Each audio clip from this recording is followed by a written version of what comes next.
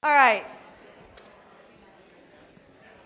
So our colleagues from the hinterlands have come back, or on their way back. So if you can wrap up and kind of return to your tables, that would be great.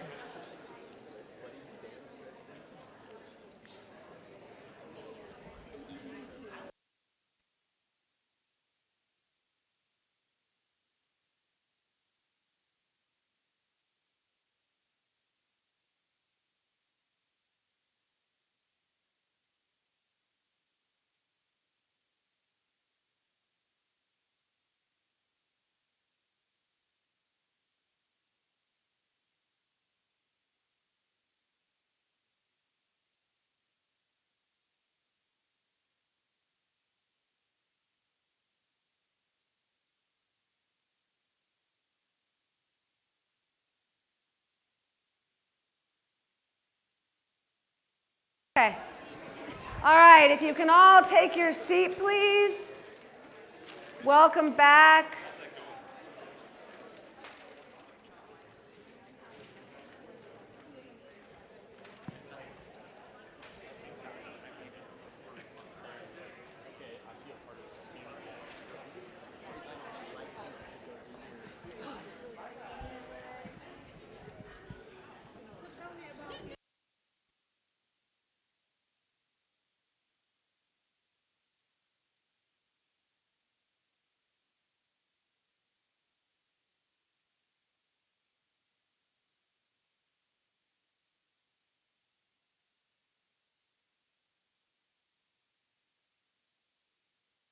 No, we're not. We're finishing up. We're finishing up. I'm going to come around and ask you to take your seats. I know some of our colleges we're going to wrap up and get you on your way. But we'd like to bring us back as a collective before you leave. So could you, if you guys could just, yeah, I know, I'm being bossy now. Yeah. Bossy facilitator comes out. If you could take your seats. Bossiness is in the house. Whoop, whoop. Bossiness is in the house. Loved your comment.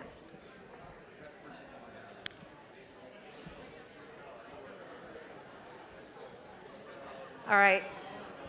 If you can please take your seat. Chancellor's office. Hey. This is impossible. This is truly like herding cats. You guys take your seats.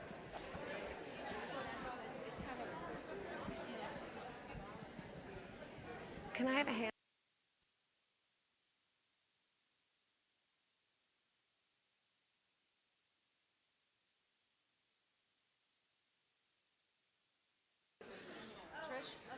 Myself. I'm just going to walk around and talk to people. Don't worry about it. Okay. All right. If I can have your attention. Oh, excellent. All I need is some shushers in the house. Where are the shushers? Shh. Wasn't that great when John did that? Shh. Like being in school. Put your finger on your nose. All right, I would love to, we're going to do some very quick kind of coming back together. And I would like to start, the first question I'd like to ask you all is, and I'll run around, we'll hear about 6 comments or so. The first question I'd love to ask you is, what happened? What happened in those conversations? You don't have to share details with us, but what happened? Some of you, it was hard to come back, even though you were small groups, some of you were large groups. So tell us a little bit about what was meaningful about that. So we stay with the reflection just long enough to really reap the harvest of it. Okay, all the way back over there. Maybe I could use some mic runners. Oh, great. Here you go, you're live. Well, thank you. I'm Kevin Leahy from Victor Valley College. And I mean, it's a very powerful conversation, but the quote of the whole session that I want to share with you is that what's said in Shady Canyon stays in Shady Canyon. And with that, just simply to us as a group, this was a very good capstone event. It was very, I mean, people really did reach in and express ideas that I think creates a starting point for the next part of this conversation, because as a group, I think it's kind of where we came from, is that individual personal commitment to say, let's not stop the conversation at the end of the circle, but to keep it going. Great. And I think in some ways, this kind of conversation is what underlies even being able, if you went back and did TRIZ, how would it be different? If you went back and you did the eco-cycle, would you listen to each other in a different way? Those are rhetorical questions. Your answer might be yes, it might be no. But something to think about. And how do you build trust? I want you to look at your circle for just a moment. Do you see the people in this circle differently? Does this circle feel different than it did a moment ago, or it did before you started this? And if that's true, what would that mean if we could see those shifts in the people, in the work that we're actually doing to change the systems that we're part of? I think we have somebody over here. Yeah. Yes. We really reflected a lot on being forced to listen. As leaders, we like to talk, and we like to think about our answers. But being forced to listen, it really struck me that it also creates room for consensus. Because when I'm interrupting, as my VP reminded me, when I interrupt, I'm not giving that other person a chance to finish, and if I did, I might hear them agree with me. I might hear them come to a place where we have some commonality and some common ground. So the exercise really showed us that it's a way for us to connect in a very real way and build some bridges in relationships and understand that we agree on more than we disagree. And we found that very powerful.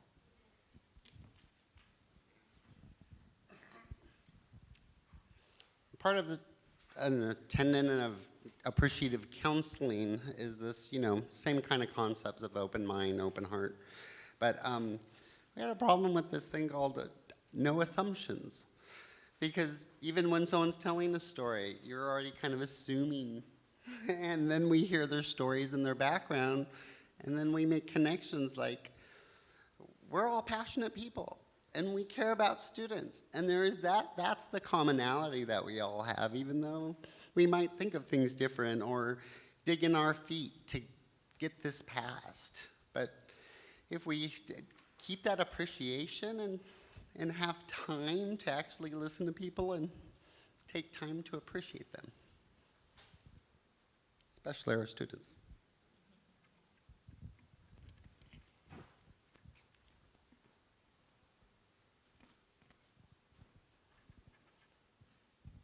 Thanks. I just want to say that a number of the people in our group talked about how different it was to be together. We all work together at the same place. It's not even a particularly big place, but we hadn't seen ourselves in this perspective. And I know for me especially, it forced me to do some of what you're saying, try something new, something risky, something you're not sure how it's going to turn out. So thanks for giving us a chance to do that. I'd like to just highlight that, and as a fellow human being, working with a committee who I didn't know very well, who I think they knew each other, but I'm not sure in what context, and jumped in and created this conference. And in some ways, it was an act of risk to bring you all together and say, let's do something different. I think that's part of what complexity and system leadership is about, is believing you can do something and jumping in with enough belief and enough to know where you're headed, but trying something different. So good for you. And I think many of us in this room have done that and can learn from that. That may be one of the hidden underbellies that ought to be on that board, is being willing to jump in and do something different. Actually, it's on the board with risk.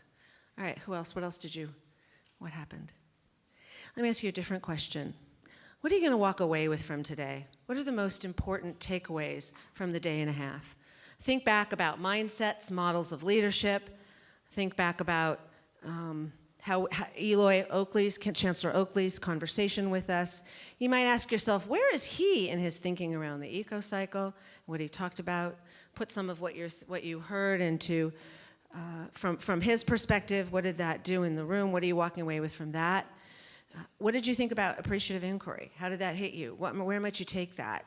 Think today about John Kenya's mental models around system leadership. What does that mean? We had the opportunity to practice 3 different tools today: EcoCycle, TRIZ, mental models, and then a 4th this afternoon was multiple perspective taking and deep listening to each other. So what are you going to take away with as you think about that whole thing? What are you going to take away, personally or as a team? And if you don't raise your hand, I will volunteer you. Over here. Oh, I'm running. Oh, you got it. Okay. Well, we plan to infuse all these tools into our culture because the 3 of us were invited to this conference from a management or professional development activity that was done on campus. And we were asked to bring back this information to present at a meeting. So we'll be sharing this with a lot of people on campus and hopefully disseminate and be used throughout. We'll be interested to hear how that goes. Who else? Over here. Actually, I'm going to go back here, and then I'm going to get to you. First of all, I'd like to introduce our president, our new president of our college, Dr. Eva Bagg. She's our new president of our college. My name is Joanne Garcia, and I'm the Director of Student Life and Development. And what I'm going to take back to our college was what Eloy talked about at the very beginning about think about our students' pain. Maybe we don't think about the pain that they're going through, but now we can take back how can we make that pain easier on all our different positions at our college to make it easier for our students to continue and have student success and graduate. Oh, that got a nice... There's a big swell of applause that's coming up for that. So I'm going to own what I'm going to say right now. So my name is Ben Gamboa, and I'm from Crafton Hills College. And I want to challenge something that Eloy said yesterday. In responding to Mustafa's question, he stated that we should just pull the levers that we can pull. And one thing that I learned today that I want to take back and challenge him on that, in a system leader will pull every lever possible and will work toward every lever outside of our institutions. So there are many issues in terms of equity that we cannot address at our institutions because they are systemic at the societal level. And you need to reach out, we all need to reach out to those organizations in our communities, pull them into the conversation, make the solutions bigger than our institutions, and be the leaders, not just on our campus, in our 4 walls, for our students, but also outside for future students and for the betterment of our entire society. And I hope, because I see Laura still here, and I hope that message goes back to Eloy that don't back down on challenging us to pull just the levers we can.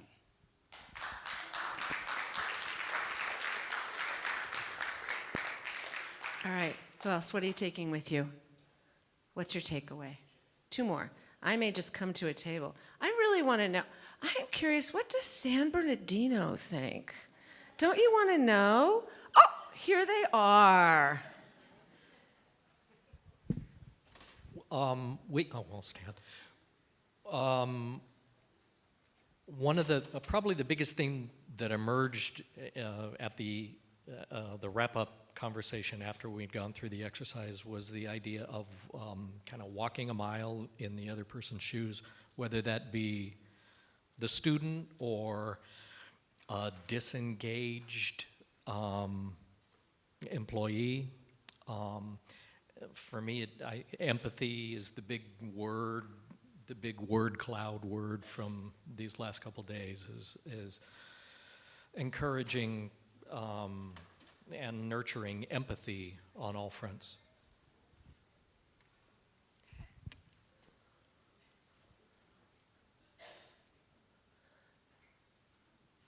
Anybody else? 2 from San Bernardino.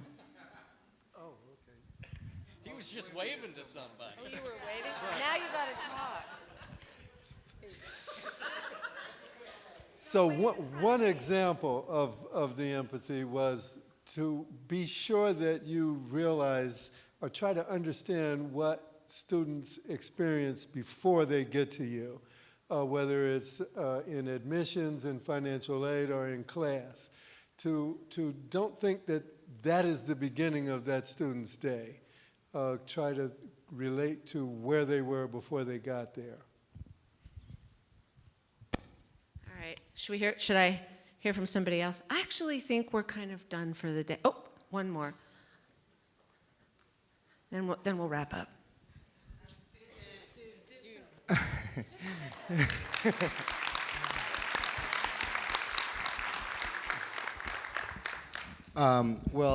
Good afternoon, everyone. I think that one of the biggest things that we are taking from here, especially from our team from MANSAC, it's how this is a collaborative effort, and we're here to serve our students. Being one of the 3 students who was here, I feel really honored, and I think it's a privilege to be here.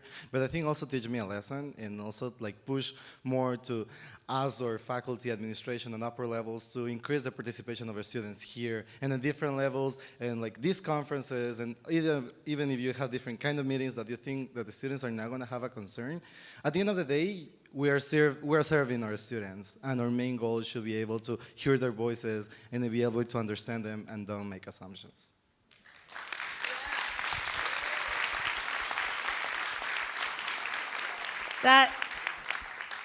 That seems like a wonderful note to wrap on. My hope is that you had a chance. I'm going to just pull up a slide. If I can just pull up a slide. My hope is that you had a chance as you debriefed those conversations to talk about what you're going to take back. I know that as I checked in with most of the activity coaches in the room, you were getting to that. So hopefully you've had a conversation about what you're going to be able to take back and what some of your plans are. I want to leave you just with one kind of thought. So here's some suggested next steps to really continue to inquire. How could this be, especially if you keep banging your head against the same wall? What if this was a systems problem? How do we try to ask ourselves, why does this keep happening, instead of just solving it? See what you've missed before. Try some of these exercises to be able to step back and observe the system that you're in. Use the exercises and cheat sheets wherever you like. They will all be on the PLN. I would invite you, on behalf of John, to go to FSG Consultants. They have other tools online that you may want to, he is happy to have you share. So go ahead and take a look at those. And all of what we talked about will be on the PLN, so feel free to exercise it. The slides will be posted as well, mine, his. It's all going to be available for you.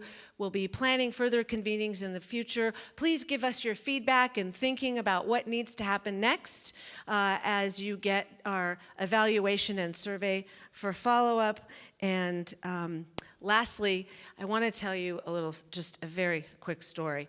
I have to pull it up. So my husband texted me. He thought this was absolutely hilarious. He said, he's a fourth grade teacher this year. And he's working with students on writing, and he asked the students to write a fable and choose a moral. And one of his students wrote, "Give up fast."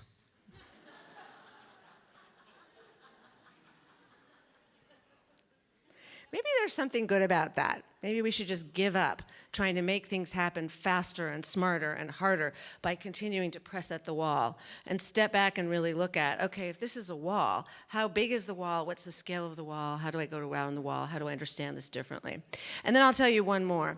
When my son was 5, he said, "Mom, what do you do?" He may have been 7, actually. "What do you do?" I said, "Well, I'm going off this morning to talk to people about leadership." Tell them it's hard.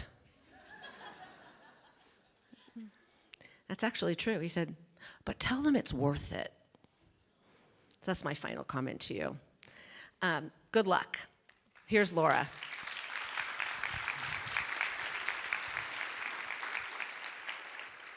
So just a quick wrap up, I would say, again, we're going to be evaluating our event. Your feedback is going to help us to plan future events, and we really want to hear from you, not just about what you thought about today, but what would help you in the future. So when you get those questions, please give it some thought and be candid with us. We can take it, because we really want to know what you're thinking and how we can better serve and better help you.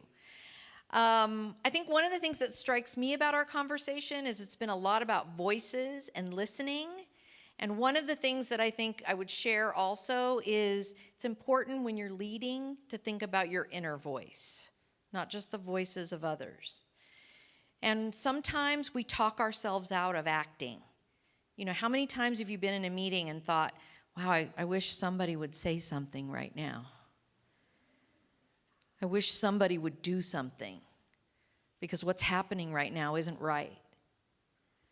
But we are depending on someone else to do it, right? And in that moment, it's really us who need to do the doing. So one of the inner voices that I'd like you to think about listening to is, if you do something in that moment, what is the worst thing that can happen? What is the worst thing that can happen? Somebody will laugh. Somebody agrees. You might have to do something if you talk about it, which is probably the likely outcome. But if you can face the worst thing that can possibly happen, then maybe that will encourage you to act. Because that's what it's going to take, is for all of us to take that moment of courage and do what needs to be done, because our students are counting on us, and we ought not to fail them. So just think about that inner voice, and don't tamp out that inner voice that tells you what you should do in that moment.